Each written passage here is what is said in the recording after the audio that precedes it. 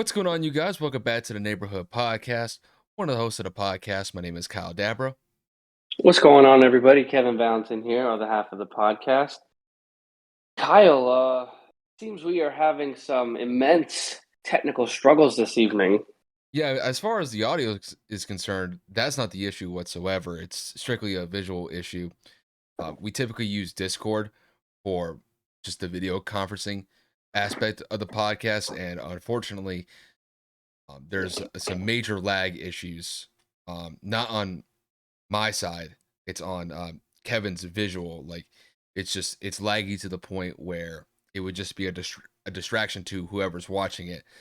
So what we're going to do a little bit differently for this episode is when we post our individual segments on YouTube, basically I'm just going to throw the thumbnail to that corresponding video segment when those videos are uploaded to YouTube. So that's going to be the adjustment that we're going to make for this episode specifically, because we've been using Discord for damn near 4 or 5 months, maybe even 6 months. We've never had I this was sort about of to say issue it's been a before. minute, yeah.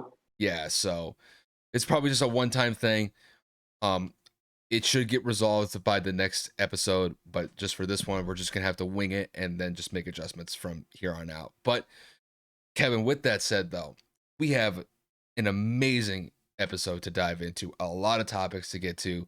Ready to dive into it and get straight to it? Hell yeah. Before y'all come at me sideways, man, I ain't got no Mickey D's internet, bro. I swear to God, I have a faster milli whatever per second than Kyle does, so let me live. No, like I said, this has never been an issue until now, but you just got to go with it. But no, let's dive into these topics. We got a lot to get to. Uh, Davante Adams getting traded to the Raiders, Von Miller going to the Bills. The Chargers are fully reloaded on the defensive side of the ball to correspond with what their offense is going to present. The Rams look unfucking stoppable after they added Allen Robinson. We've narrowed it down to two teams for Deshaun Watson to potentially go to, with the Falcons and the Saints. Baker Mayfield is requesting a trade. The Browns aren't necessarily gung ho on making that happen, but there's been some rumors that Baker could potentially go to the Colts if he were to get traded. We'll flip it to the NBA for a little bit. We'll talk a little bit about the state of the Golden State Warriors, no pun intended, with Steph Curry out indefinitely after he suffered a sprained knee ligament against the Boston Celtics just a couple nights ago. Talk about Luka Doncic and his MVP stock, which seems to be gaining a lot of momentum at this current moment in time. And then we'll flip it to the MLB for the last segment, and that'll be just Freddie Freeman going to the Dodgers. And essentially, when you look at the roster that the Dodgers have assembled, it is literally a version of the MLB's Avengers, just because of how powerful that lineup is going to be for LA going into the season. That's pretty much the agenda that we have. Let's not waste any more time. Let's dive into it, and let's dive into this Davante Adams trade that essentially flipped essentially the internet and the NFL upside down. Davante Adams was traded from the Green Bay Packers to the Las Vegas Raiders. There were some draft picks involved, but Davante Adams did agree to a new 5-year deal, which is upwards of over $140 million over the lifetime of that contract.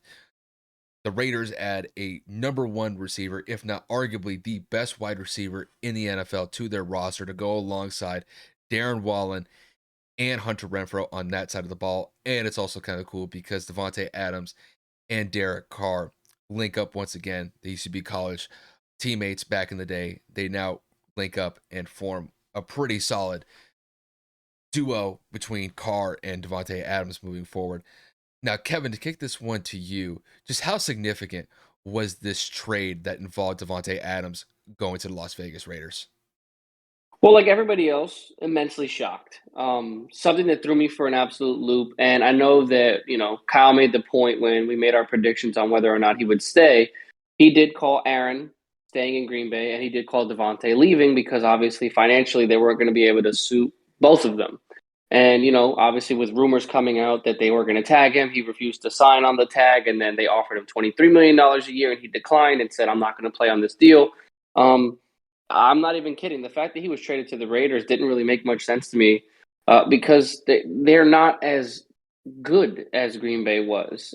Derek Carr is not as good as Aaron Rodgers is. I get it; it's all about the money, especially for younger players.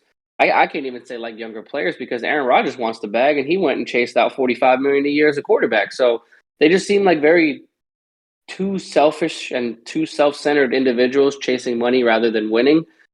And at the end of the day, I mean, good for them. I don't necessarily see this making a difference because they're just going to double and triple team because I mean, yes, Hunter Renfrow is a great talent, and Darren Waller is arguably, when healthy, one of the best tight ends in football. But without a consistent run game, Josh Jacobs hasn't necessarily been healthy. Derek Carr has not been necessarily known to be able to carry a consistent play throughout an entire season. They have no postseason wins, obviously, so this is going to be basically Davante Adams taking a step back, in my professional opinion, because at least Green Bay is going to get you to the divisional bare minimum with a good record and give you an opportunity to compete later into the postseason. So I don't know what they're going to do here. I don't know how this is going to make them better in the sense of how they're going to be able to advance. I know that Davante Adams brings a whole different dynamic to an offense, but again, just I don't have faith in Derek. And then at the end of the day, as well, I think that Green Bay didn't get paid enough. I mean, honestly, like Kyle said, this is arguably a top receiver in the league, and they only got a first this year and a second this year. That's it. Somebody in the prime of their career, someone that plays this consistent, this hard, that puts up numbers the way that he does, should have bare minimum got at least 2 or 3 first round picks, in my opinion. But again, it's a wide receiver. So I mean, I guess I understand it, but I mean, kudos to Vegas for pulling it off. I think Shefty reported about 2, 3 hours ago that Aaron Rodgers has not officially signed his contract yet. So rumors are kind of spiraling right now, saying that now that Davante is gone, is Aaron going to put pen to paper? Well, when I look at Davante going to the Las Vegas Raiders, I think it's an immediate upgrade to their wide receiver core. When you add somebody like Davante Adams's caliber, I mean, that's going to be a dangerous situation in that wide receiver core. And really, any sort of opposing defense is going to have their hands full, knowing that you have to defend Davante Adams, who's arguably the best wide receiver in the NFL. Hunter Renfrow is one of the best slot receivers in the NFL at this current moment in time. He really had an up and coming year and really stood out for the Raiders this past season. And Darren Waller, despite the fact that he did kind of tail off towards the second half of the season, he was one of Derek Carr's most favorite targets on a consistent basis last year and then the earlier parts of this past season. And you can't slight on Darren Waller because he is one of the best tight ends in the game just because he is an absolute target machine. Now, when I look at Vegas, I think Vegas had to make this move simply just because when you look at the AFC West as a whole right now, that entire division is reloading at an unbelievable clip. Just because when you look at the Los Angeles Chargers, they added some great defensive pieces like Khalil Mack and JC Jackson. Denver added Russell Wilson into the fold to go alongside some up and coming studs like Jerry Jeudy, Javonte Williams, Tim Patrick. Those are some really good assets that Denver has in the fold to go along with a really stout defense. And then you got KC, who has pretty much owned the AFC West the last couple years, and they've been basically unstoppable just with Patrick Mahomes and the success that the Kansas City Chiefs have had since he's been the starting quarterback for them. So with the Raiders are now in the mix. I mean, the Raiders were a playoff team this past season, and that was despite the fact they had so much turmoil with losing John Gruden as their head coach last season. They had the Damon Arnett situation, that they had the Henry Ruggs situation. They were still able to make the playoffs, and they had a competitive game against the Bengals in that wild card round. Now you're going into next season with Davante Adams linking up with Derek Carr once again.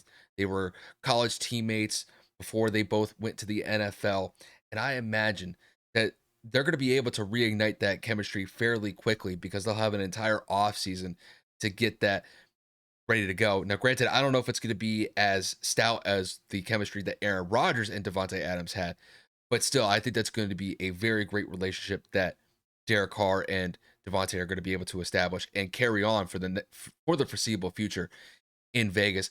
Overall, when you look at Josh McDaniels has only been there for a couple of weeks as the new head coach for the Vegas Raiders.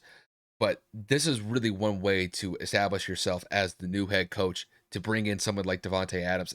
He is clearly the number one wide receiver for this team. And then to go alongside Hunter Renfrow and Darren Waller, this offense has the potential to be very scary. And honestly, they need to be just to stay at pace with the rest of the AFC West. Because offensively, they got to deal with the Chiefs, who got Patrick Mahomes. They got to deal with the Chargers, who have Justin Herbert. And they got Russell Wilson to deal with in Denver. So when you look at the grand scheme of what the AFC West currently is right now, it's unbelievably loaded. And with the Raiders making this move, I'm in full agreement. They needed to make this move, and I'm glad that they were able to secure one of the best wide receivers in the market. Honestly, probably the best wide receiver in the game. And this puts them right in the fold to be in a very competitive AFC West next season. That's just how I see it. Yeah, no, and I mean, I'm just remembering, and then of course looking at the other offseason acquisitions, and of course, they acquired Chandler Jones, they acquired Rocky Sin from the Colts, and they traded Ngakwe, and then they're really pushing to try to get Stephon Gilmore from the Panthers. So I mean, like the Raiders are having a very good offseason. Let's not discredit them. I was just kind of saying like if Derek Carr can't get it done, yes, adding another weapon does give him, I guess, like a lot less stress to have to worry about. But he is legitimately one of the most doubled receivers in the league, and Derek isn't the greatest decision maker in the world. So I feel like him being on the field is going to make Derek feel like he has to force it to Davante. And apparently, numbers came out that Green Bay had offered him more money than Vegas did, but he just apparently it was a lifelong dream to go and play for the Raiders. So I don't Well, know exactly how this happened, but it got done. well, honestly, there were some reports that I was reading about the situation that was going on between Davante and Green Bay, and it really seemed like that relationship had run its course. And I remember when Aaron Rodgers had that deal agreed to, he had already kind of known about the situation that was brewing between the front office of the Packers and Davante, and it seemed like it was past the point of no return. So it seemed like that bridge was burned as far as Davante going back to Green Bay. But overall, when you look at Davante's situation, I mean, Davante gets Kevin. I mean, this is a bag. I mean, he's damn near getting paid about $30 million a year, which is around the target area that he was initially looking for when it came to these initial contract negotiations. I mean, he's just settling under that. It's around, I think, like 28.5 million per year. I think that's like the average for the lifetime of this contract, which is for a wide receiver, which is outstanding. So I'm not going to begrudge Davante Adams going out and getting his money. Now, whether it's going to result in the Raiders going for a Super Bowl title, that's another conversation entirely. But as far as Davante is concerned, listen, this is probably the biggest contract that he's ever going to get in his life. It's a 5-year contract. He's 29 years old right now. So if you were to run out the entire length of the contract, he'd be 34 going into 35 years old when this contract ends. And at that point, Davante is going to probably be at the end of his career. So this was his big payday. He got it. I'm not going to begrudge the guy for going out and getting his money, but it's like I said, it's kind of a double-edged sword. Just because you get paid this amount of money doesn't necessarily guarantee a Super Bowl run.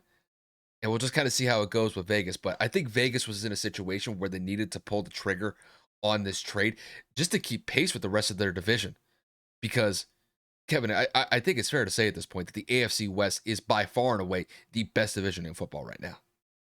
Yeah, no, especially with Seattle kind of falling apart in the West, and San Francisco trying to move a quarterback right now. You can't really say that they are right now, especially with everything that's going on in this specific division. I would have to agree. Yeah.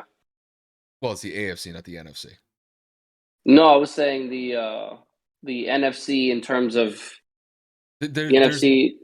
there's no other division that I think really competes with this right now. Because I remember we used to say like the NFC West for the last That's couple what I was years. saying. That yeah, because of just well, now with Russell being gone, and ironically enough, Yeah, going to that division, Seattle's in a full rebuild. So yeah, that's why I said that the West now is going to be it because all four of them are competitive as opposed to there's only three. yeah. And the thing is, when you look at the AFC West, the Chargers and Denver, I mean, they've definitely reloaded too. But those were two teams that missed the playoffs last year. Granted, the Chargers didn't get in on the last game of the year because they lost to the Raiders in probably one of the best games of the year in that Week 18 matchup. But overall, I mean, you could honestly say at this point that those are four playoff caliber teams, and it might be unfortunate to see like one or two of those teams miss the playoffs just because they're just gonna battle it out between each other, and there's gonna be a winner or a loser when it's all said and done.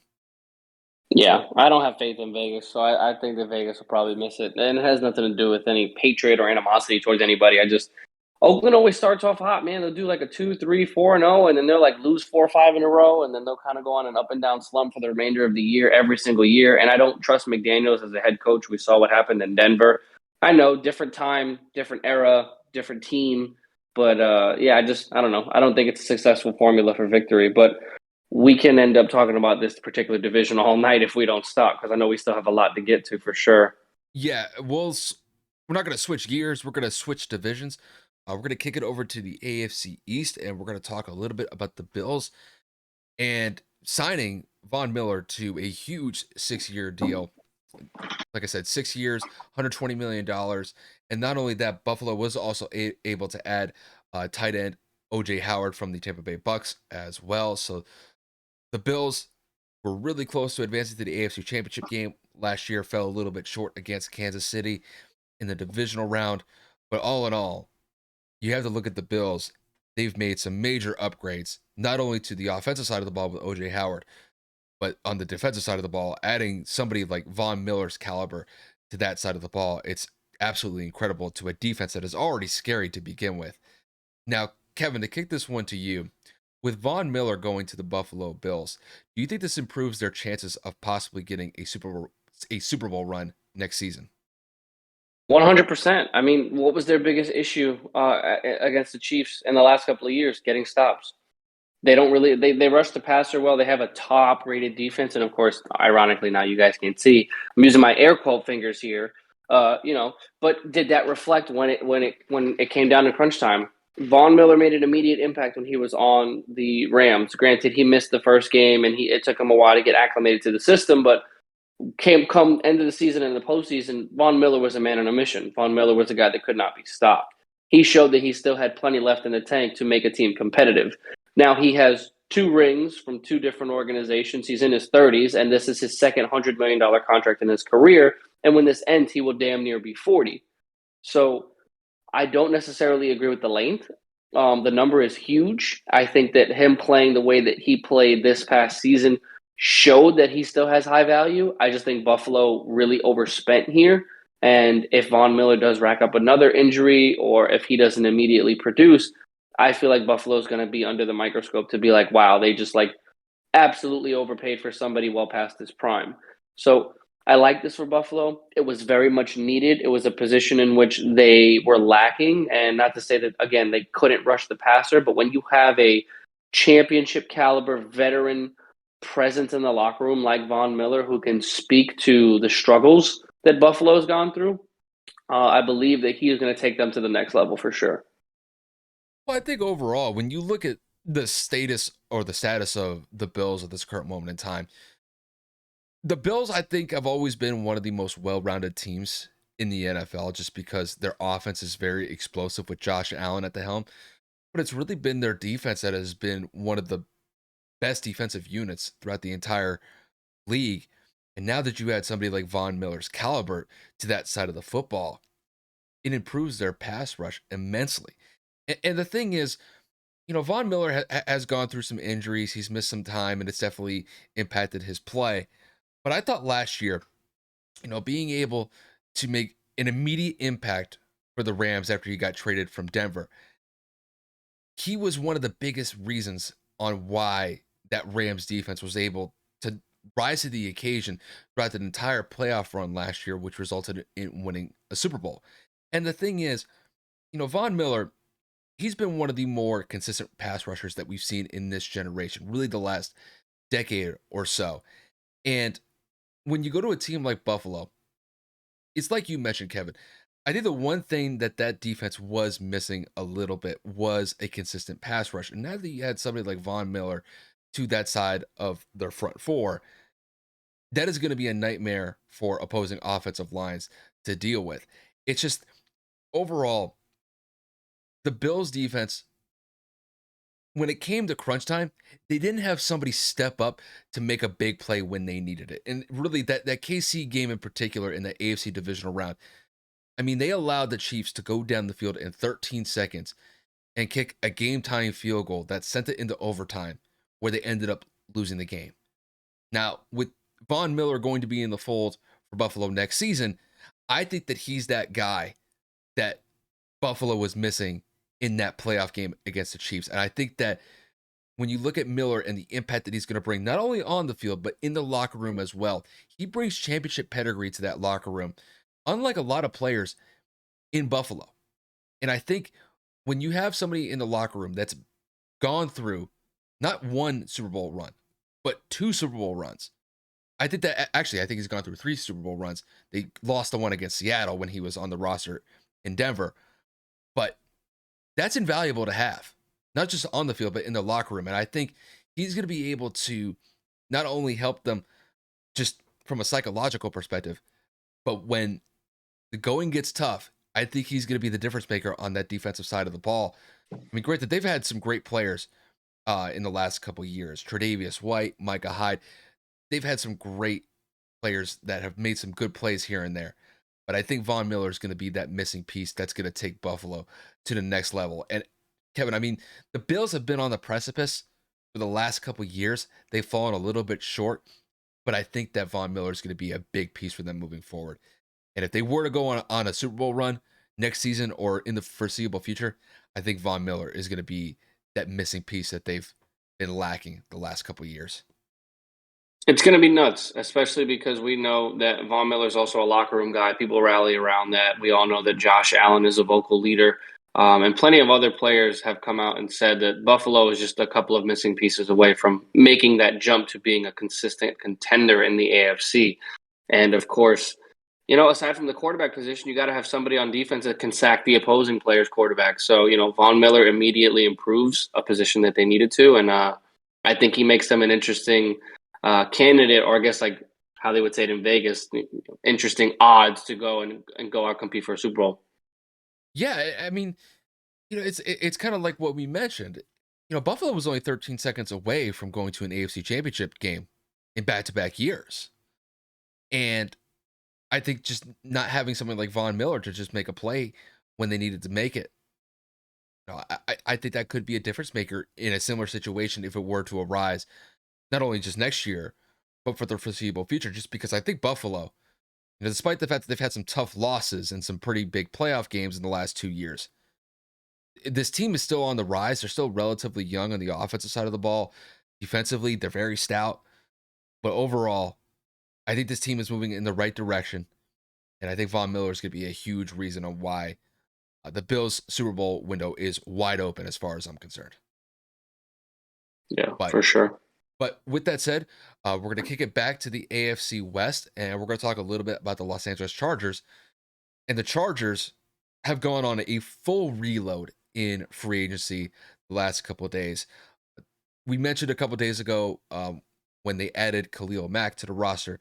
Now they've added J.C. Jackson, who used to play with the New England Patriots, but J.C. Jackson is now a member of the Chargers. He signed a 5-year deal. If I remember the numbers correctly, I think he's getting paid somewhere around $80 million throughout the lifetime of that contract. So it was a huge payday for an undrafted free agent in J.C. Jackson. J.C. Jackson has been one of the best intercepting corners that the league has seen in the last couple of years. He has almost 25 interceptions in the last 4 years. So the consistency that the Chargers are getting in their secondary to go alongside Derwin James, that 1-2 combo at the cornerback position is going to be absolutely deadly for the Chargers moving forward.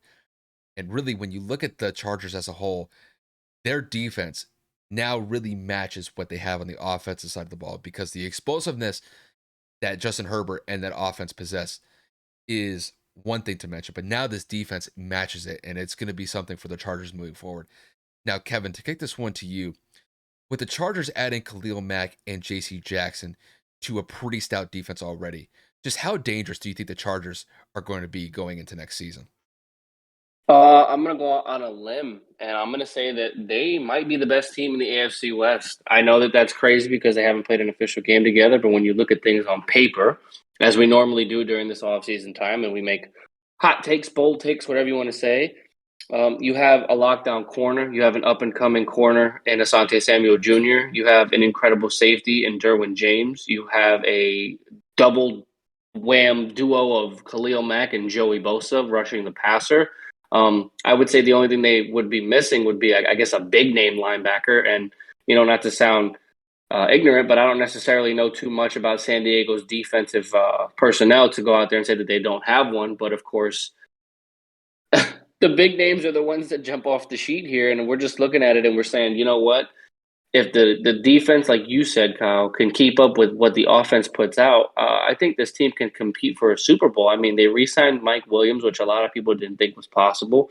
Austin Eckler's coming off an incredible year. Justin Herbert's legitimately getting better as time progresses, as it seems. So, I mean, who's to say they can't go out there and compete for not just a divisional title with the Kansas City Chiefs, but I don't necessarily see a lot of teams beating them down the stretch if they can stay healthy, especially because of what those players that they acquired this offseason bring to the table. So, yes, I would say firmly this Chargers team is probably one of the scariest teams alongside Buffalo, alongside Kansas City, and maybe Denver once again, depending on how Russell plays. But dude, the AFC West just gets better as free agency progresses, and it's not even close to a joke, bro. It's scary. Kevin, I'm in full agreement with you on this one. When I look at the Chargers as a whole right now, I think they're probably one of the best well-rounded units in the NFL. And I've always kind of made this point about the Buffalo Bills just because their offense and their defense are very similar as far as just total effectiveness goes. But when I look at this defense on paper with what the Chargers have, I mean, this is scary, Kevin. I mean, they got Joey Bosa, they got Khalil Mack, Sante Samuel Jr., Derwin James, and JC Jackson. Those are just some of the standouts. When you can list off 5 or 6 standouts on that side of the ball, that's incredible. And it really kind of goes to show I think the Chargers understand the urgency and the moment that they have because Kansas City has owned this division for the last couple years. But I think a lot of these teams in the AFC West, like the Chargers, like the Broncos, they see the need to go out and actually make an effort to compete against KC just because they can't play second fiddle to KC for the foreseeable future unless they just accept that. But these teams, like the Chargers, are going out and making a difference in free agency, and they see that there is a possible way to exploit KC and knock them off that top spot. And when you look at what the Chargers have, they have a great and up and coming defense. Now they added some great pieces with Khalil Mack and JC Jackson. And it goes along with what they have in an up and coming superstar in Justin Herbert at the quarterback position. I just think overall, when you look at this team offensively with what Herbert's going to be able to do with Keenan Allen, Mike Williams, Austin Eckler out of the backfield, I mean, this offense is going to light it up. But I think this defense, they have the personnel to now match with what the offense is doing on a consistent basis. And if that Chargers pass rush is able to get consistent sacks in a lot of the games that they play in, and this defense is going to be scary because opposing quarterbacks are going to have to respect the fact that Joey Bosa and Khalil Mack are going to get after it. But then if you get the ball out and if you're trying to throw on JC Jackson, Derwin James, Asante Samuel Jr., man, this is kind of a nightmare scenario when you're going up against these defensive players because this defense is stacked on paper. Now, granted, we have to see what these guys are like when the season hits, and we got to see whether or not that these guys are able to mesh as far as the chemistry is concerned. But on paper, this Chargers team is taking leaps and bounds from what they were last year. And granted, they were only really one game away from making the playoffs last year. I think when you look at it right now, I think the Chargers are definitely a playoff contending team. How far they go, I'm not willing to commit that they're going to go to the Super Bowl just because I think it's a little bit too prisoner of the moment as far as I'm concerned. But I think this team, they have the tools in place to make a solid playoff run.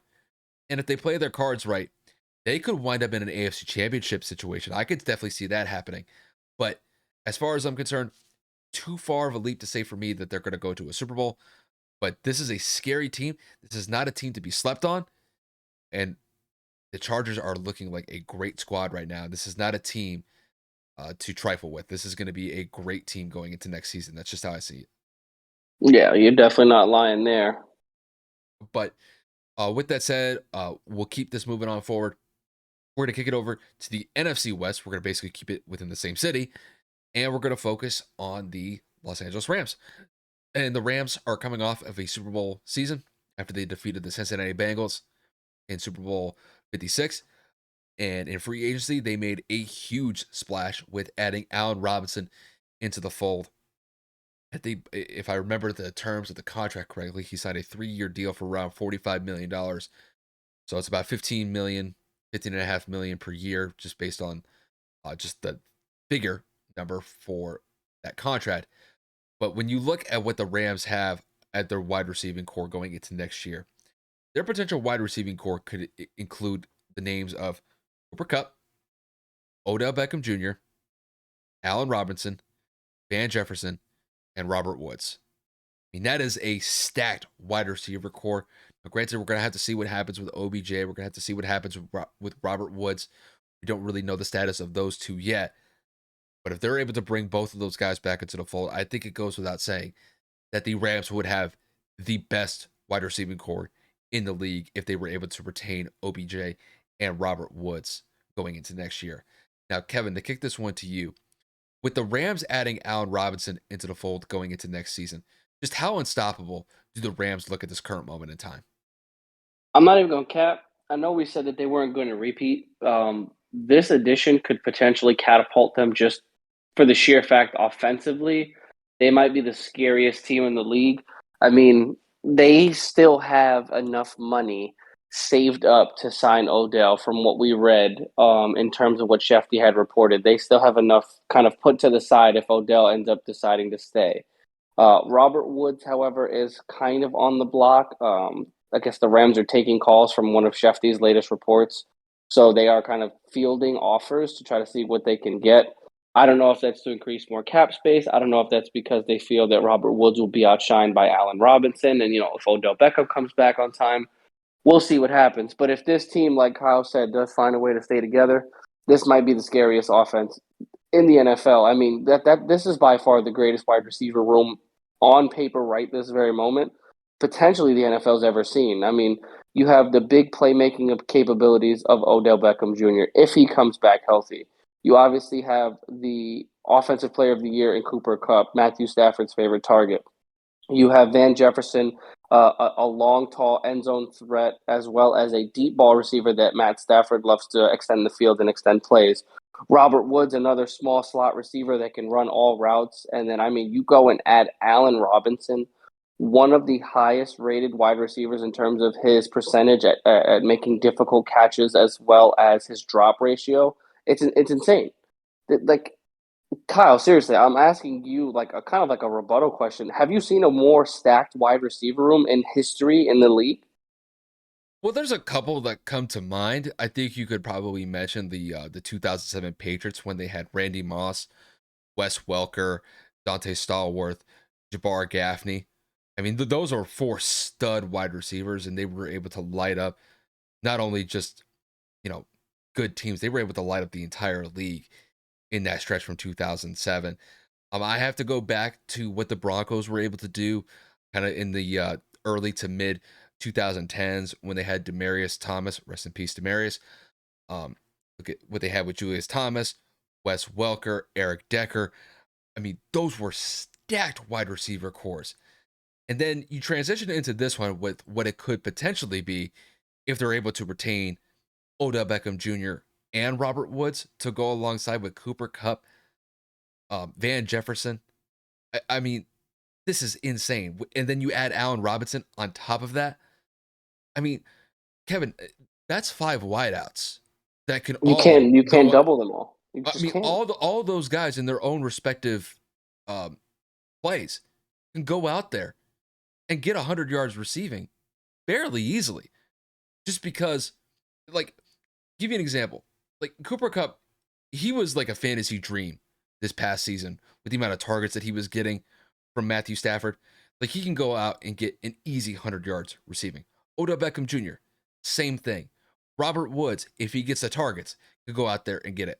Allen Robinson, despite the fact that he's been, in a pretty difficult situation in Chicago the last couple of years, you have to respect the fact that he is just a huge dynamic wide receiver who's capable of easily getting 100 yards receiving. And with a quarterback like Matt Stafford throwing to him, I could definitely see that happening on a consistent basis. Just overall, with what the Rams have on the offensive side of the ball, it's incredible. And I think when you look at their chances as far as being able to repeat, we always kind of ask that possibility of, with a roster like this, like they could definitely make a back-to-back Super Bowl run. Offensively, they can say that. Now, on the defensive side of the ball, we kind of have to see. We don't really know what the status of Aaron Donald is going into next season. I think that's definitely going to play a major role in what the Rams are going to do this offseason. Offensively, they have the pieces to do it, but Kevin, it's like we always say, offense can get you to the Super Bowl, but defense usually wins Super Bowls, and that's the difference. Defenses win championships, but I mean, when it comes to the Rams, usually you see a lot of roster turnover when it comes to a team that wins a Super Bowl in the offseason that comes right after it. But the fact that they were able to retool and they were able to upgrade that wide receiver core with the likes of Allen Robinson, I mean, they're definitely there as far as getting to another Super Bowl next year. Whether they win it, we'll see what happens. But I have to say, if I'm a betting man at this point, I'd at least put some money on the Rams just because I can't I can't say anything bad about that wide receiving core and that offense. That offense is going to be explosive next year, and it's going to be a nightmare for opposing defenses. That's just how I see it.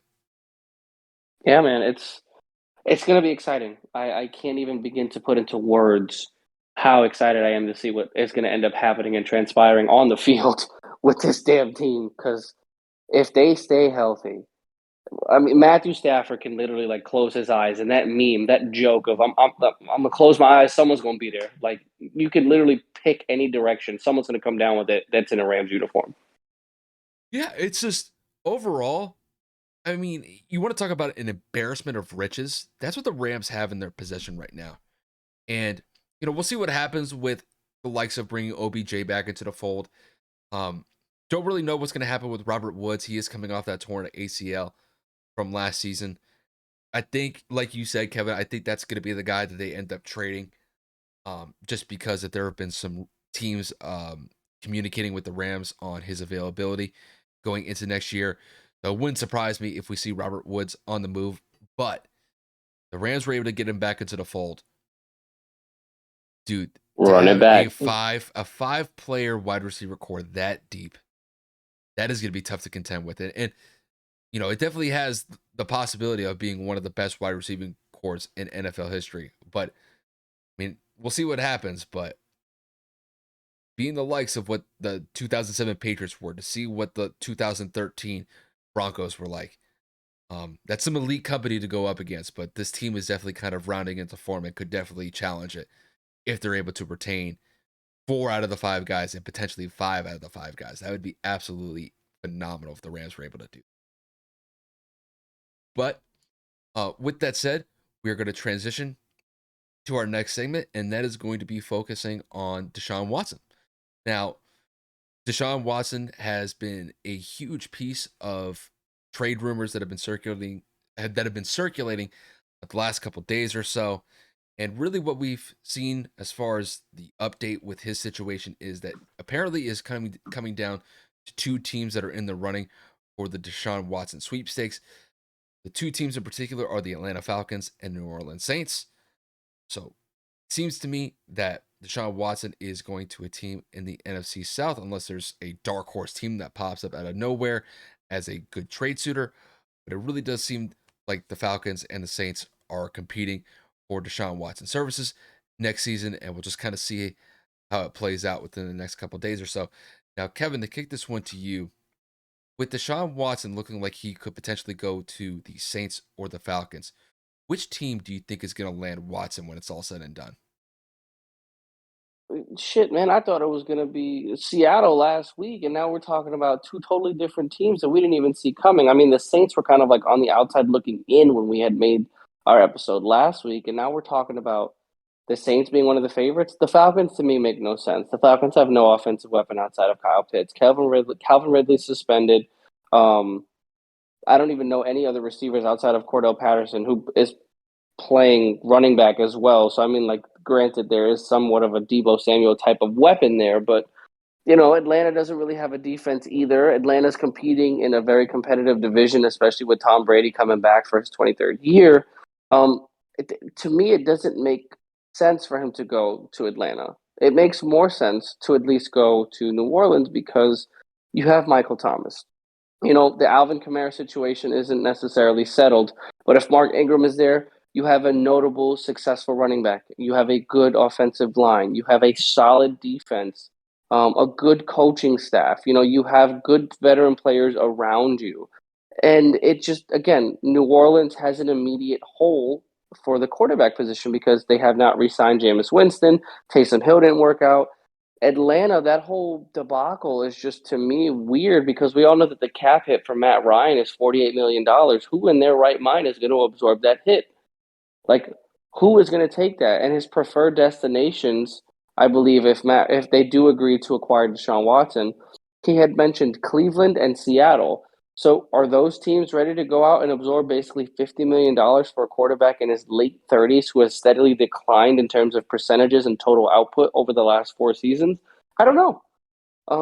Again, it just Seattle, I mean, excuse me, New Orleans just seems like the right fit because they have a little bit more of a ready to win team as opposed to Atlanta low key is in rebuild mode. They have a lot of random pieces. They have a lot of not necessarily big names, but you know what I mean? It's really hard to kind of pinpoint what I'm trying to say here. Atlanta kind of sucks. So I don't know why Deshaun team would go from one bad team to the other, basically, is what I'm trying to say.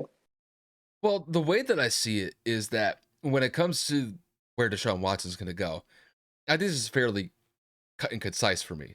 I see him going to the Saints, and it seems fairly obvious to me. And here's why. When I look at what Houston is going to trade for, why would Houston go out of their way to trade Deshaun Watson, who is going to get paid $35 million this upcoming season? And they're going to take a bigger cap hit with potentially Matt Ryan if they were to trade him to the Falcons. That doesn't really make any sense to me. There would If be a you're, third team suitor if that happens.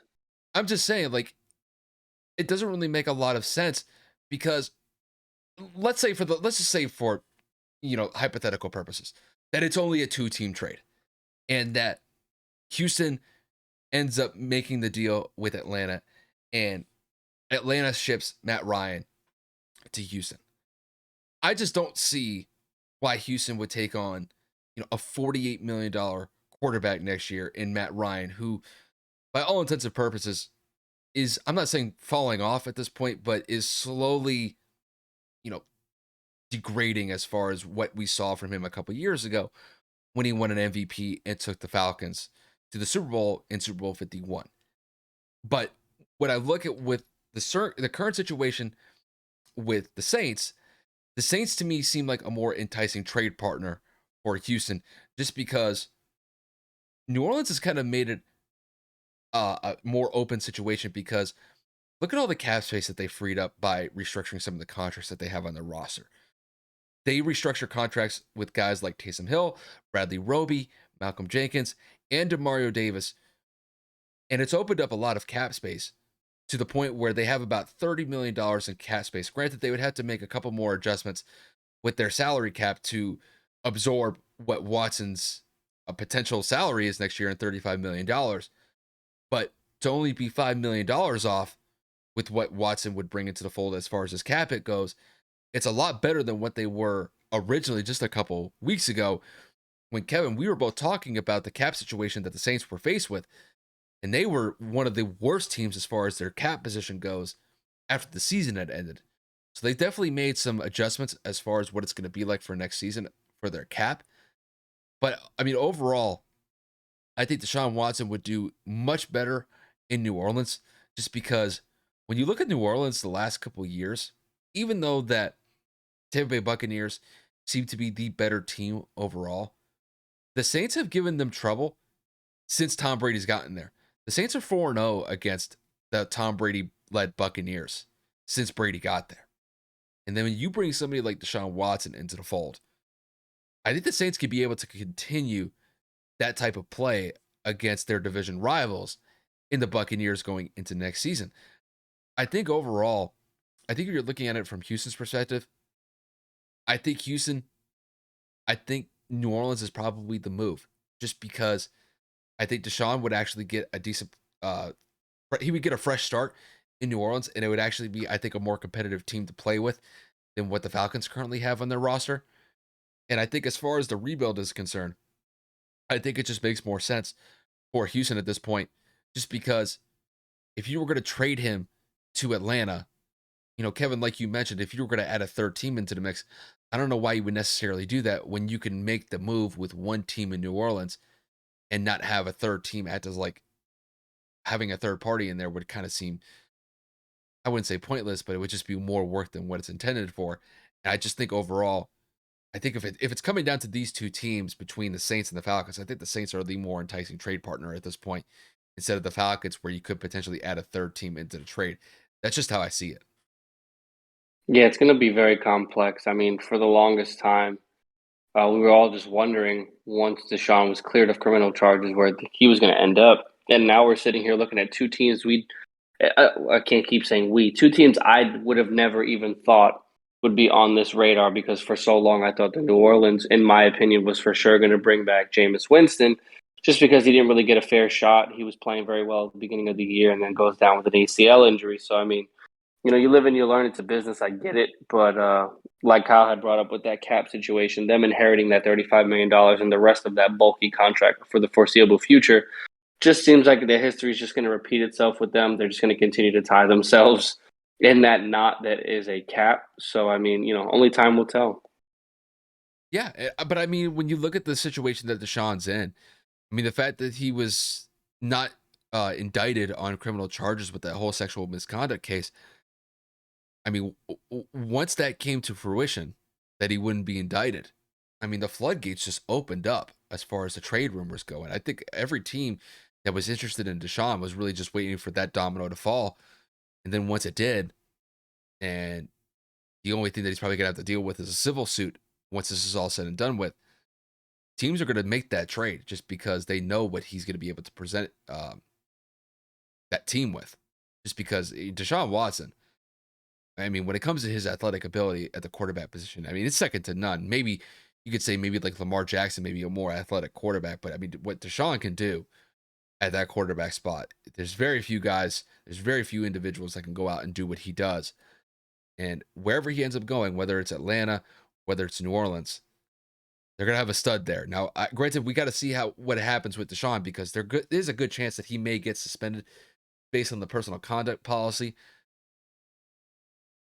I haven't really heard anything about that. I think that's just something that I just kind of suspect that may happen just because of the association that Deshaun Watson had with this sexual misconduct case. But, hopefully for him, he doesn't have to serve a suspension from the NFL.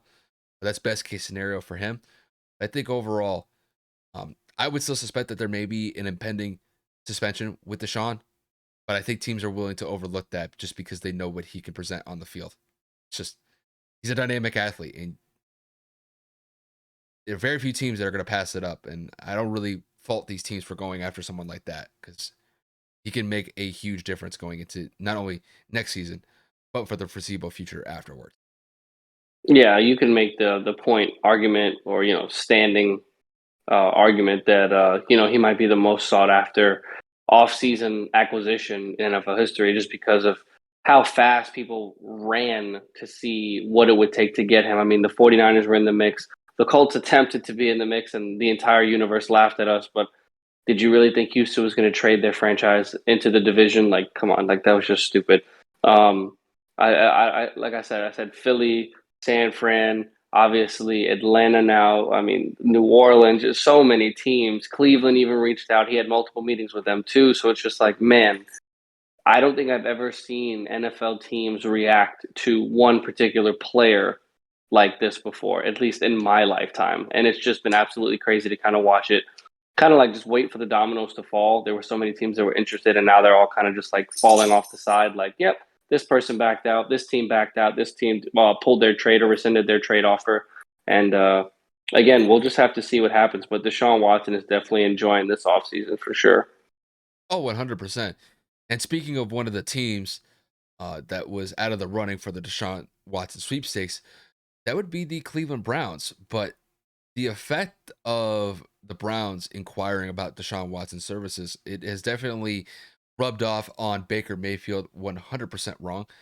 And he has requested a trade from the Browns. And this was reported by ESPN saying Baker is of the mindset that it is in the best interest of both sides for Cleveland and Baker to split ways and for him to find a new team going into this season. Now, granted, just because Baker made the trade request does not mean the Browns have honored it. The Browns are going to resist this for the foreseeable future, but really kind of seems like we're at a stalemate at this current moment in time. But there have been some rumors circulating about Baker's availability, and there's even been some trade rumors about Baker Mayfield maybe even going to the Indianapolis Colts. Granted, these are just rumors, and there's nothing really substantial yet at this point, but the rumors are circulating out there. Now, Kevin, to kick this one to you, with Baker Mayfield requesting a trade from the Browns, how do you see the scenario playing out for Baker in the long run? It's weird for me because I think that Baker is a solid quarterback. I think Baker can make a lot of throws. I think he has a good arm. He improved his accuracy just 2 seasons ago. But my issue with Baker is he is too emotional. He is too, what would you say, immature. I mean, Steve Smith got on, I forget what segment today on ESPN, and he made fun of Baker for NFL, being NFL Network, kind of NFL a Network. NFL. Yeah, he goes and he's like, like he's the only awards he's ever won is like like NFL's biggest crier or something to that effect, and I find it to be hysterical because out of one issue in the offseason, he goes and basically requests a trade because his feelings are hurt. The NFL is a business. If you have an opportunity to upgrade at any position, no matter what happened the season before, you go and get it done. Baker's coming off of shoulder surgery. Baker's coming off of one of his worst years in the last couple of seasons. Baker is also kind of being labeled as someone who is immature in the locker room. So you go and you look at this and you say, if I'm Cleveland's front office and Deshaun Watson's available, I'm jumping at the bit without a doubt. And Baker should not take that personal. Baker should know, hey, he's better than me. What am I supposed to do? Get mad? How about you put up better numbers during the season? How about you don't get labeled as a guy that doesn't target receivers for personal vendettas? Because obviously that Odell Beckham situation didn't look good for you, especially after they ended up winning the Super Bowl. So, that's neither here nor there. In regards to him being linked to Indianapolis, I think that's an absolute mistake. He is a shorter and less athletic Carson Wentz, and I agree completely with what Colin Cowers take today. He's shorter. He can make the big wow plays, but he can't make the layups. He can't make the dips. He can't make the reads. And sometimes he tries to do too much in terms of rolling out of the pocket, trying to extend plays with his legs, and then trying to make those big plays down the field at the end of games. And it's just not necessary. We had that last year. We had a faster quarterback. We had a taller quarterback. And we don't need to go and repeat last year with somebody that's lesser or, technically maybe less miles since he's younger than Carson, I guess. But I want nothing to do with Baker Mayfield. Baker Mayfield had great talent on the offensive side of the ball last year, and he couldn't really do much. The Colts have no definitive number one wide receiver outside of Michael Pittman Jr. We have Mo Alley Cox at tight end. Jack Doyle just retired. And we have a potential offensive and MVP candidate in Jonathan Taylor. But you had Nick Chubb and Kareem Hunt. So I'm not really understanding how this is going to benefit us. For Baker, it gives him an opportunity in a prove-it year to show that he is worth it and that he can actually lead a team. But in my opinion, as a Colts fan, as an NFL fan, that trade wouldn't make sense for this organization in so many ways. And yet that was gaining a lot of traction earlier today. So I mean, for Baker, it kind of sucks, but at the same time, bro, you got to man up, man. You got to be able to take it. It's the NFL. If you can't handle it, you got to get out.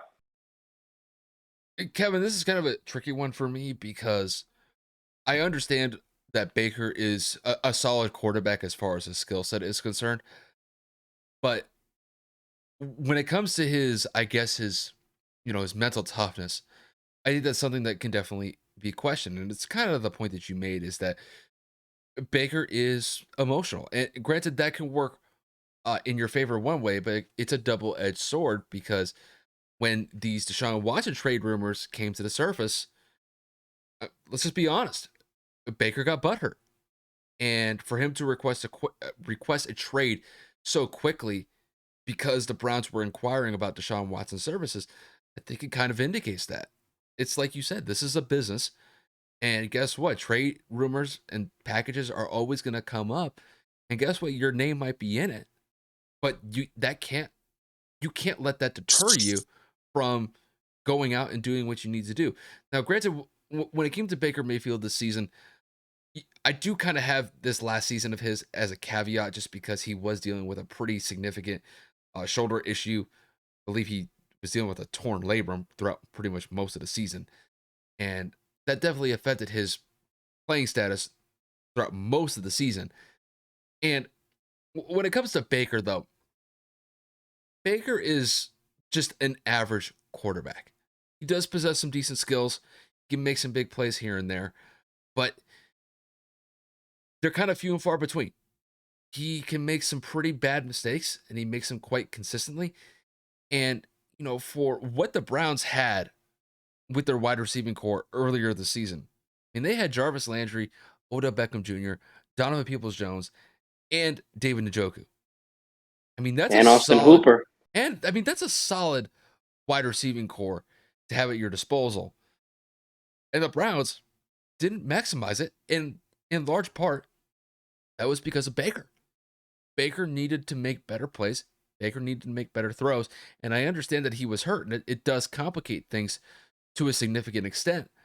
But the situation that it was going on between Baker Mayfield and Odell Beckham Jr., I mean, it got to the point where it was so bad where Odell was barely getting any targets. He goes to Los Angeles with the Rams and he wins a Super Bowl. And he was a pivotal piece for that Rams team to not only get to the Super Bowl, but he was making plays in the Super Bowl before he tore his ACL. So when it comes to Baker, I think more than likely, I I think for some odd reason, I think they're going to be able to work this out. Just I don't know if Baker's going to get traded at this point. I'm kind of 50-50 on this one. I don't really know how it's going to play out. If I had to guess, it's like I said, I think he'll actually stay. I think they'll be able to kind of work this out within the next couple of weeks or so. But I think at this point in time, I just think Baker is a little bit too emotional as far as getting his feelings hurt about being in this trade rumor with Deshaun Watson. But I do think that when it's all said and done, I think the Browns are going to be able to work this out with Baker. I think he will be the starting quarterback for the Browns going into next season. But knowing Baker's history, we'll see how it goes just because you really kind of never know what he's going to be able to present. But it's a difficult situation in Cleveland right now. That is kind of their MO just because they have been kind of a walking mediocrity for the last couple decades. And maybe this was a sign, maybe they could turn it around with Baker Mayfield, but it seems like more of the same with the Browns. And unfortunately, that's just kind of the way it goes in Cleveland. That's just how I see it. Yeah, we all know Cleveland is the quarterback dumpster grave or the grave of quarterbacks, however it is you want to allude to it. But I mean, we'll just have to see what happens with Baker. I just hope he stays away from my damn franchise. Oh, if he goes to the Colts, just to let you guys know, you might want to cover your ears when we potentially have that segment, just because I know Kevin is going to literally light this microphone and light this podcast on fire, just because he's not going to have it. I think, Kevin, am I wrong to say that? Not at all. I mean, listen. Last topic on this particular segment. We made a big gamble play last year and going for Carson. It ended up being a first and a second round pick that we had to acquire. Didn't pan out. Why are we going to go and acquire somebody who's coming off of surgery, coming off of a bad year, a bad offensive personnel group, a GM clearly who is not really making any moves to improve our weak and non-existent offense, just to go and have him leave in the next year, not resign him? He's in the final year of his rookie deal. Why are we going to go and risk that? Why are we going to give up assets that we just got back from the compensatory draft and the picks that we just got back for Carson to go and acquire someone worse than Carson? Does that make sense? No, absolutely not. I just think it like literally common sense does not scream Baker Mayfield. For God's sakes, I'd rather go after Marcus Mariota because that'll cost us some money, maybe a 1 year deal for a vet minimum, a prove it year, a 2 year deal at most with an opt out. Don't go trading draft picks and capital and players for someone that's trash. Go sign somebody else for that. And you know what? No matter what happens this year, I stand by. We will come in second or third place this year in the division, just because we're not making enough moves. The Ngakoue signing was great. The trade with Rockison kind of hurt, but I mean, it was just player for player, so that was a swap. We ended up recouping picks for Carson Wentz, so that's great. But we don't have an offense. We don't have a quarterback. I don't necessarily see us moving very quickly or very efficiently this season. And Baker Mayfield would only make that worse. It's like I said. I mean, Baker goes to the Colts. I'm just saying, just get ready, you guys. It's not going to I'm be. gonna go. I'm gonna go off. I'm gonna go off. Yeah, I mean, granted, there were some games where I think Kevin popped off on Carson just because Carson made some bad decisions here and there, but that may become a weekly occurrence if Baker is in the fold for the Colts. Just letting you guys know that's going to get pretty nasty on that segment if Baker goes to the Colts. But hopefully, for Kevin's sake, that doesn't happen. But still, the quarterback situation in Indianapolis is kind of a perplexing one right now, Kevin. Wouldn't you say? Yeah, all the good quarterbacks are jumping off the market. Again, I knew we were never going to have a shot at Deshaun. Jimmy, his value is just plummeting because quarterbacks are just getting paid crazy amounts of money. Jimmy has not really been talked about or sought out for, especially with Tom coming back to Tampa. Um, San Francisco doesn't really look like they're going to want him unless they don't have a choice. And I see Ballard lowballing him if they go out and make a move for him. But again, the biggest thing that kind of stuck to me was we were desperate enough to go out there and say we need a backup over the last 3 to 4 years in Marcus Mariota to save our franchise or to kind of be a bridge quarterback. We've had 5 different quarterbacks in 5 years. I think it's time we go the younger route and just accept these band-aid players are not good enough. Last year was a big enough gamble for me, man. I don't want to keep doing this year after year or every other year where you give these quarterbacks shots to try to revitalize their careers. No. If your resume sucks, keep it the fuck where you are, and let's just start young. I'd rather Ellinger get reps. I'd rather draft somebody. I'd rather go get Mariota to at least be a veteran in the locker room to kind of just help the younger guys develop. But for us to go out there and potentially trade for Matt Ryan or trade for Baker Mayfield, it to me makes zero sense. So yeah, the quarterback situation in Indianapolis is absolutely toxic and cancerous at this point. It's troubling, isn't it?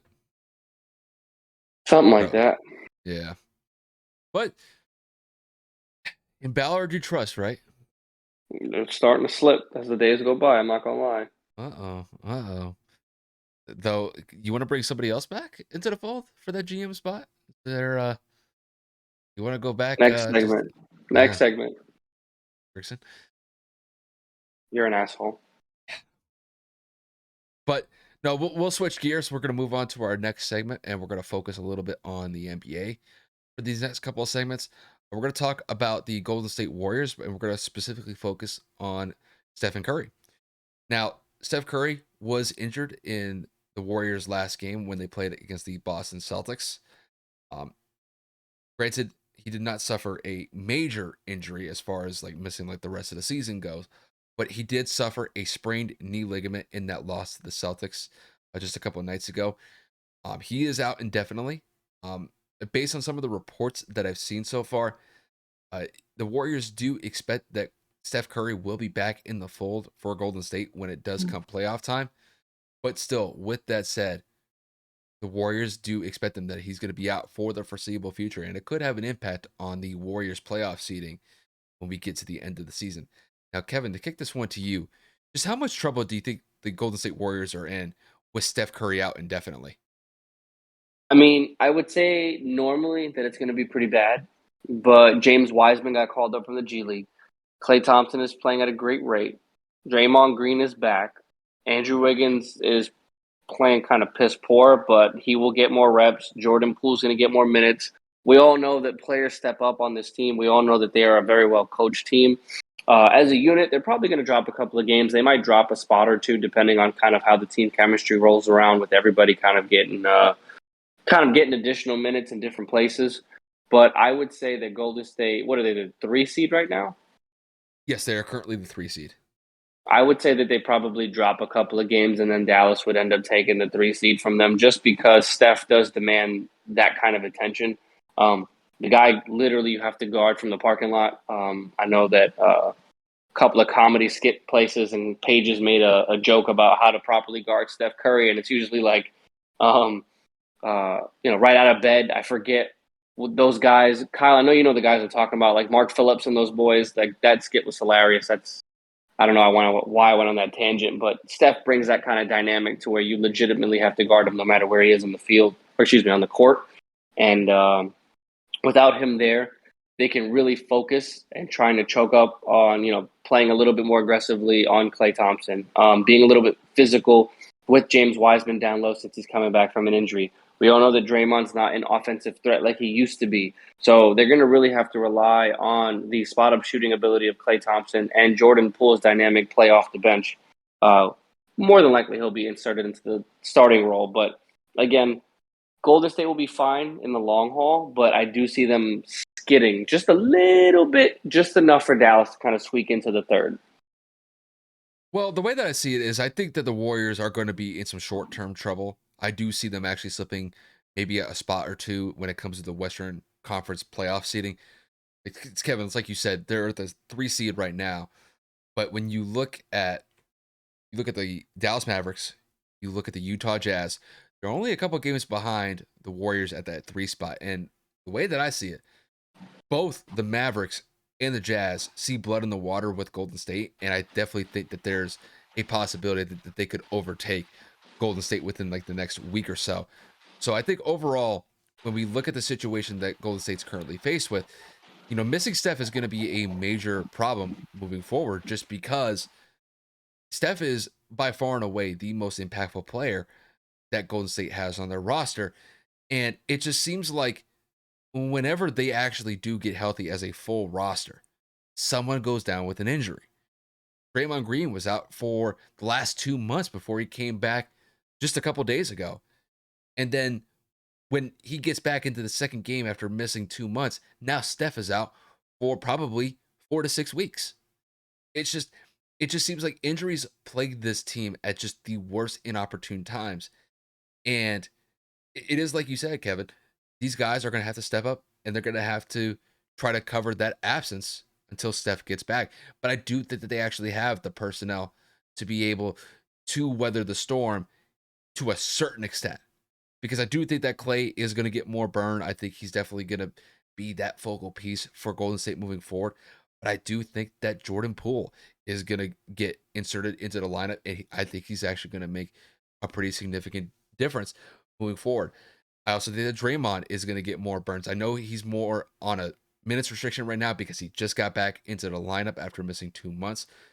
James Wiseman is going to be back into the fold very soon. But, you're going to have to see guys from the bench step up. You're going to see guys like Gary Payton the second get some shine. You're going to see Jonathan Kuminga. You may see Juan Toscano Anderson. These guys are going to have to all step up in their respective roles, and they're going to have to make plays for the Warriors to be able to maintain a decent seed in the Western Conference and not slip too much until Steph gets back. So I think if there's one thing that they could probably rely on is actually their defensive efficiency. Because when you looked at the situation when they played Boston the other night, that matchup between the Celtics and the Warriors, those were the two top teams as far as defensive efficiency goes. So when you look at Golden State, they're going to have to rely more on their defense down the home stretch until Steph gets back, because they just can't go out there and light up teams for 120, 130 points and think that they're going to win, because I don't think they're going to be able to get that type of output without Steph.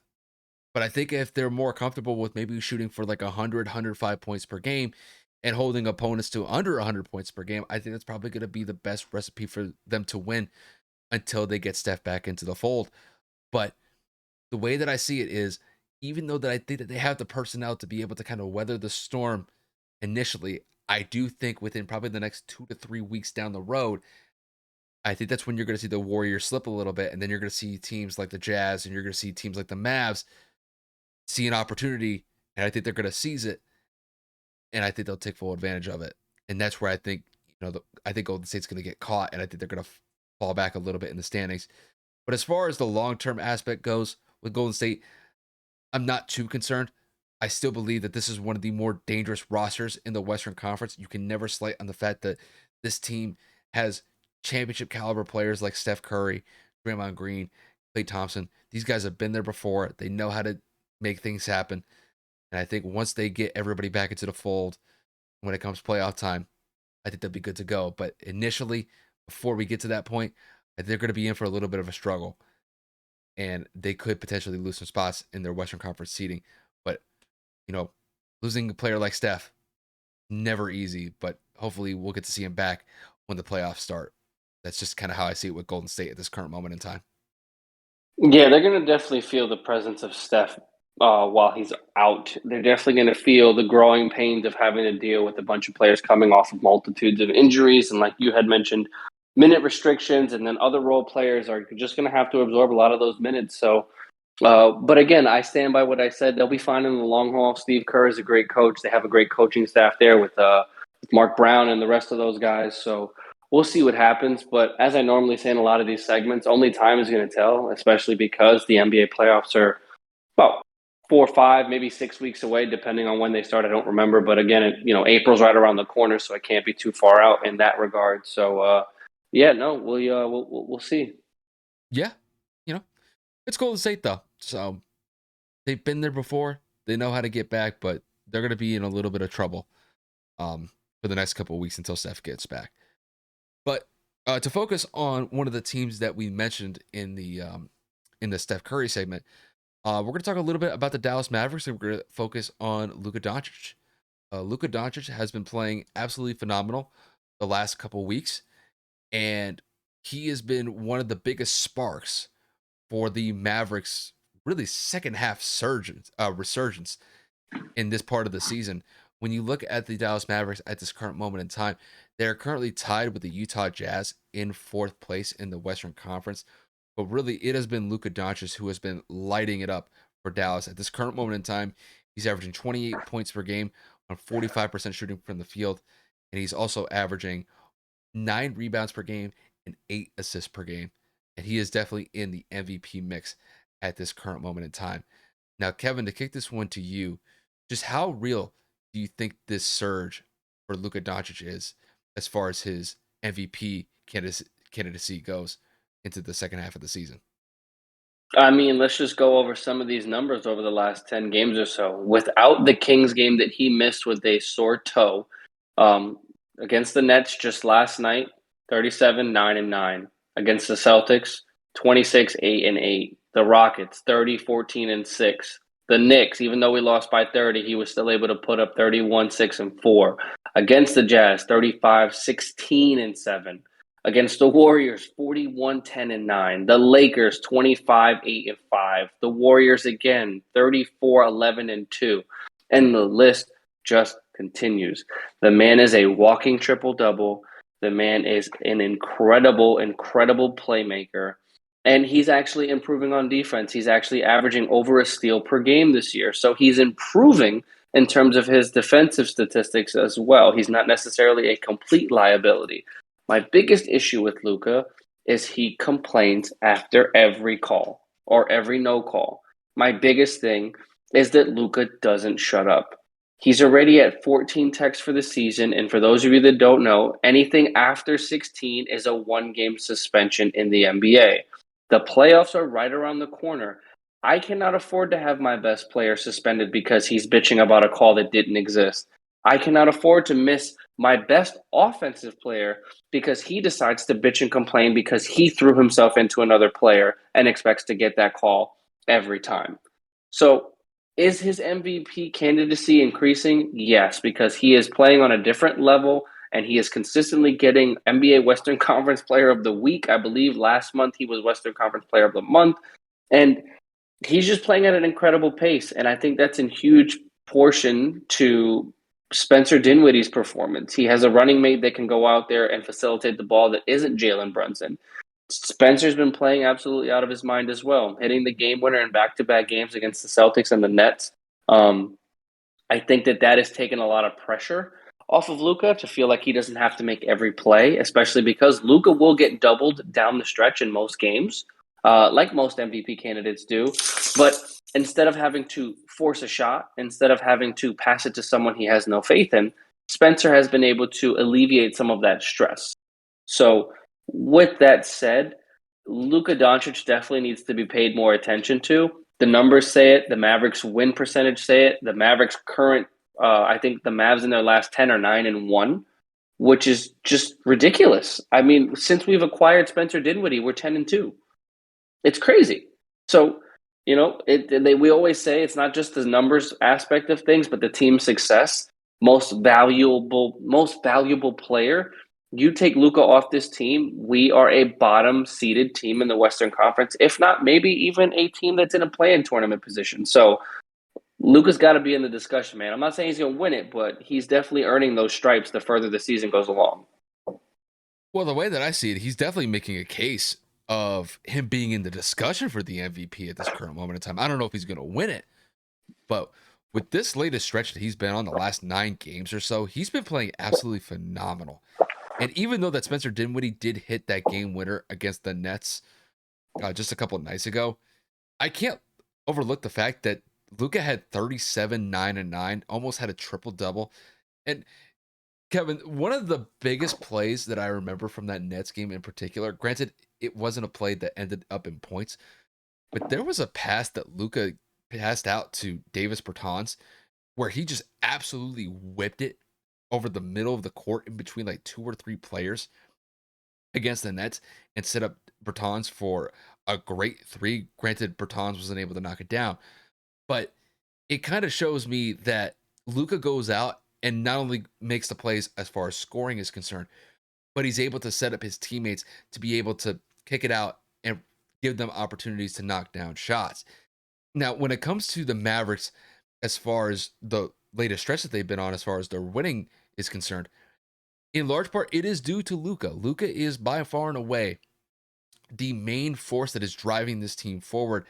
And even though, despite the fact that he is not necessarily, I would consider the most gifted athlete that I've ever seen on a basketball court, just because Luka doesn't really possess like great speed or great finesse, but he's able to make like these small little pivots and his footwork. Those are the difference makers in his game, and he's able to get separation and he's able to get space and knock down these shots on a consistent basis. And really, that's all you're sort of looking for is as long as he's able to create space and knock down jump shots, that's the best thing that Dallas can have moving forward. And even though that I look at some other players as far as the MVP race is concerned, I look at guys like Nikola Jokic, I look at guys like John Morant or Joel Embiid. I think that those guys are a little bit ahead of Luka, but I can't slate on Luka at this point. Luka is making a surge here at the later part of the season, and I don't think that we can overlook this because even though the Dallas is in fourth place right now, they have one of the better records in the NBA. And if you were to transition the record that they have in the Western Conference currently and kick it over to the Eastern Conference, they would damn near be the number one seed in the Eastern Conference. And I do think that if Luka were in the Eastern Conference, I think he'd be getting a lot more MVP nods instead of where he is currently in the Western Conference when he has to compete against guys like John Morant and Nikola Jokic in that same conference. But overall, Luka's lighting it up. Luka's going out there and making plays happen for Dallas. And I think overall, I don't know if he's going to win it as far as the MVP is concerned, but I can't sleep on this guy. I mean, the guy's damn near averaging. I mean, the guy's averaging 28 points per game, 45% for the field, and is almost averaging a triple double. I mean, these are insane numbers. And for a guy who's only 23 years old, I mean, what more can you ask for? There's not really much left for me to say. Luka's a beast. He's going to continue to do that, and he should continue to get MVP nods because he's definitely in the discussion as far as I'm concerned. Dude, It's it's a scary. great time it's It's a great scary. time as a Mavs fan. I can't sit here and lie. Watching what he's doing offensively is crazy. Watching his improvement on the defensive side is nice to see. Again, my biggest concern is just his mouth getting him into trouble. He's become a crybaby in every sense of the word. And when you not only complain, you don't get back on defense, which leads to a transition bucket or a turnover on the next possession, or you trying to force up a shot to try to get the ref to see that he was wrong or whatever, try to get a makeup call. To me, that is what builds bad habits for a franchise player. So he needs to ship up. I don't want to hear he's 23 years old. He's been a professional long enough. He's been in the NBA 4 years. I don't give a shit what they do in FIBA, in Slovenia, in Europe, in Real Madrid, whatever it is you played. You're the one that says it's easier in the NBA to get official calls. So why is it that when they don't call it, you're complaining? It's because you're used to it now and you're spoiled. Cut the shit, play the game, do what you need to do. Because you're gonna literally ruin our chances come postseason time. Because I guarantee you, he gets that 16th or 17th tech within the next couple of weeks in the regular season, and he's gonna screw us. I feel it. I know it. You're really that convinced of it? Dude, we're talking nightly. He flirts with the line of getting a T. Oh, and I'm talking exclaimed shit. Bro, cursing refs out, complaining, bitching, animated, waving his hand in their face. Dude, stop. I think the last two games I've tuned in, he's gotten one. Like, and I mean like tuned in to watch the whole thing from from first to second, or from first to the end of the game, from tip to the end. He's gotten them. Hey, dude, you think he's not going to get two texts in 6 weeks? You're crazy. I know we've been talking about Luka, but I think we have to make a passing mention of Spencer Dinwiddie and just the I did. I the mentioned it in my I take. I know, but back to back game winners, and Mm-hmm. I know that there was definitely some controversy when that trade was made, when Kristaps Porzingis was sent to Washington, but I think it goes without saying that Kevin, I think the front office of Dallas maybe they knew a little bit more than what we did, and I think that's putting it mildly at this point. Yeah, I'm eating shit. A lot of my friends said the same thing. Shout out to my friend Garvin. He called the trade being pretty solid, and I told him he doesn't know anything about basketball. Granted, he's a Knicks fan, so I also take things into consideration very lightly when he gives me basketball advice. But overall, it's turning out to be really good. Again, I can only hope that it continues in the successful manner that it has been, because we all know come postseason time, it could be a whole different story. Yeah, but no, this team looks like they're rounding into form. They're rounding into form at a good time, and hopefully it just works out for the Mavs in the long run because they're definitely looking like a solid playoff team when the regular season does come to an end. But with that said, we are going to transition into our last segment of the episode. We're going to focus a little bit about baseball, and we're going to specifically focus on the Los Angeles Dodgers adding Freddie Freeman into the fold after, Good God. I mean, this was one of the biggest free agent acquisitions that the Dodgers could make, and they splashed a huge pickup with Freddie Freeman. Um, Freddie Freeman and the Dodgers, they agreed to a 6-year, $162 million deal. And when you look at what the Dodgers are facing with going into next season, have Freddie Freeman in the fold. It's one thing to retool. This is a upgrade that basically forms a God squad with the Dodgers going into next season because this lineup is looking scary with what the Dodgers have at their disposal going into next season. Now, Kevin, to kick this one to you, with the Dodgers adding Freddie Freeman into the fold going into next season, just how dangerous are the Dodgers looking next season? Dude, the topic of the damn segment, the Avengers, it's the truth. It is scary right now. The Dodgers are the scariest team in baseball. What they've acquired on offense, what they have on defense, what they have in their bullpen, in their starting rotation. It's it's a video game. This is like MLB The Show on franchise mode. Like the things that they have in their lineup, guys, listen to this batting order. If hypothetically this is what it would be. Day one, Mookie Betts, Trey Turner, Freddie Freeman, Will Smith, Max Muncy, Justin Turner, Chris Taylor, Cody Bellinger, AJ Pollock. That's an all-star team in 5 out of 9 spots. We all know that Mookie Betts, former MVP, Freddie Freeman, former MVP. That's two. Right off the bat, we have multiple Gold Glovers on this team. We have multiple Silver Slugger Award winners on this team. Like, what in God's name are we doing here? We have great veterans, a lot of former champions. We have people that are up and coming and making moves in the MLB that found their way to LA or have just found their way up the farm system in LA and have found a way to be on this lineup.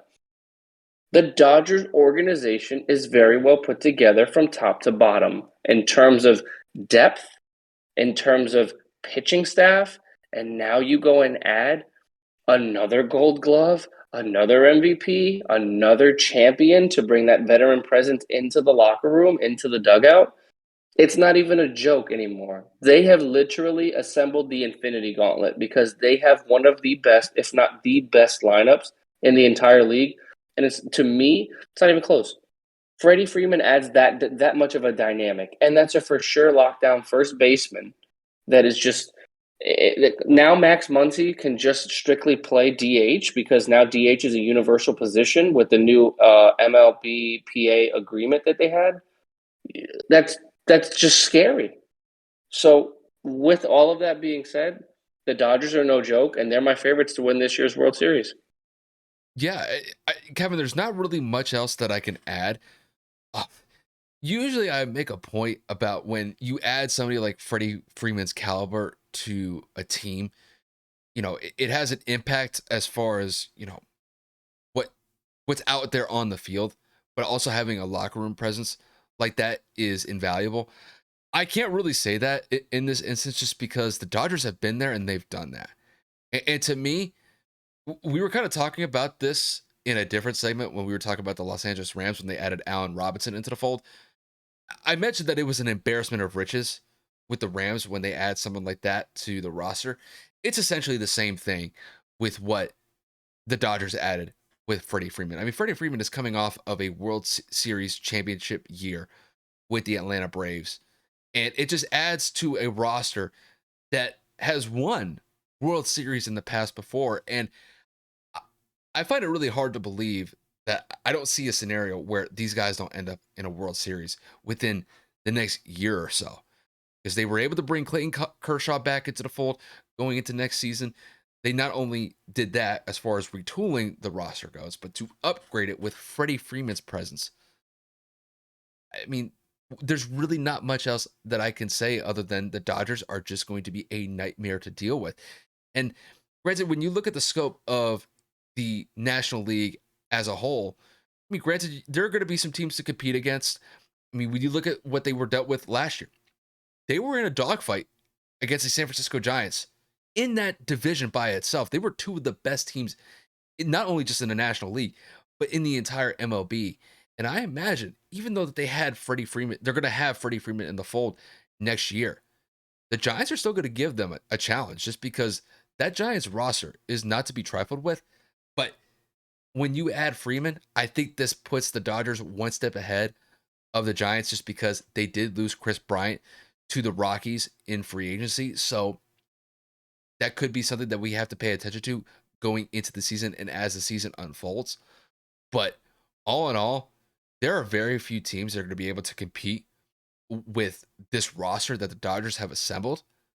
I'm kind of struggling to really find one that would actually try to beat this team in a 5 or 7 game series.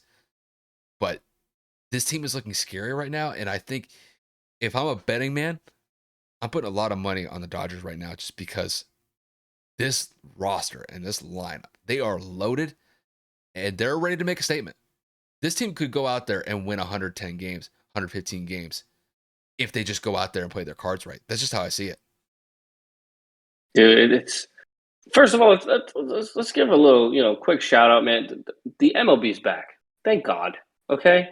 Listen, I'm ready for the New York Yankees to go out there and break my heart. Okay. I love me some baseball. I love talking about it. I love the fact that we are talking about MLB free agency, NFL free agency. It's a good season coming up. It's going to be a great time. Am I happy about spring training traffic? Not even close.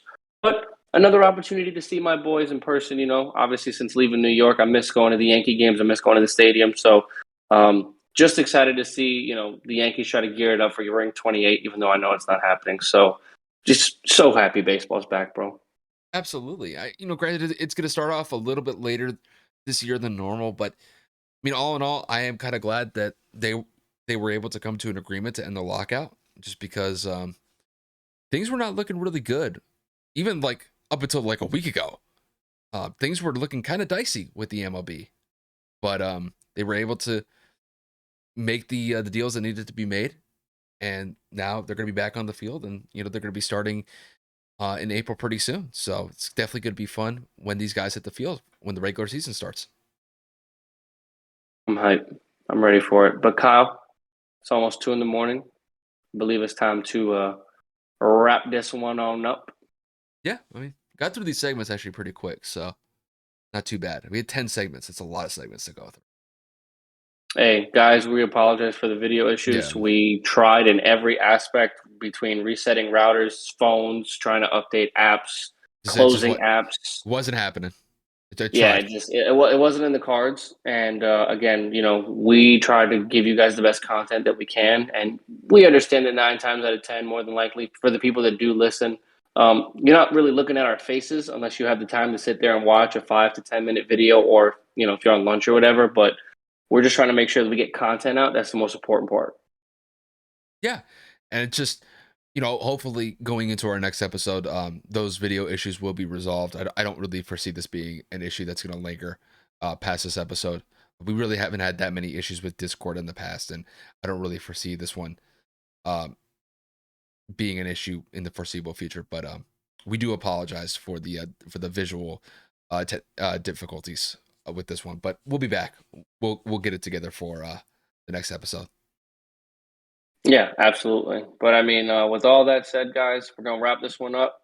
We are going to just kind of shut this one down and talk to you guys again soon. Kyle, you got anything for us? No, just thank you guys for tuning in. Thank you guys for supporting the podcast, whether it was on YouTube, whether it was on the audio platforms. Definitely appreciate you guys tuning in, and we'll see you guys next week. Yes, sir.